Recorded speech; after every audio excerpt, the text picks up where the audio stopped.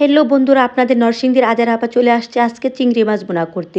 তো মিনি কিচেনে কিন্তু ছোটোখাটো অনেক ধরনের রান্নাই করি, তো এখানে কিন্তু সব ধরনের রান্নাই কিন্তু দেখাতে চাই আপনাদেরকে। আর আপনারা যেহেতু মিনি কিচেনের রান্নাবান্নাটা খুব পছন্দ করেন, তো ভাবলাম আজকে চিংড়ি মাছটাই না হয় একটু রান্না করে নিই। তো এদিক দিয়ে কথা বলতে বলতে কিন্তু আমার চিংড়ি মাছটা খুব ভালো করে পরিষ্কার করা হয়েছে। তো কড়াইয়ে কিন্তু তেল দিয়ে পেঁয়াজটা দিয়ে দিলাম। এই যে দেখেন আমার চুলার জালটা কিন্তু অনেক ভালো জ্বলতেছে। মিনি কিচেনের রান্নাবান্না আপনাদের এত ভালো লাগে, এই জন্যই কিন্তু আমারও রান্না করতে খুব ভালো লাগে।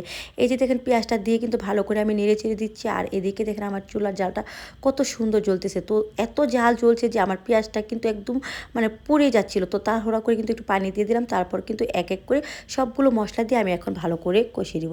তো আমার এই ভিডিওটা আজকে একটু লং হয়ে যাচ্ছে, আপনারা একটু একটু দয়া করে কিন্তু আমার এই ভিডিওটা দেখবেন। তো দেখেন মশলার কালারটা কত সুন্দর আসছে। তো এদিকে কিন্তু আমার পরিষ্কার করা মাছগুলো আমি এক এক করে দিয়ে দিয়েছি।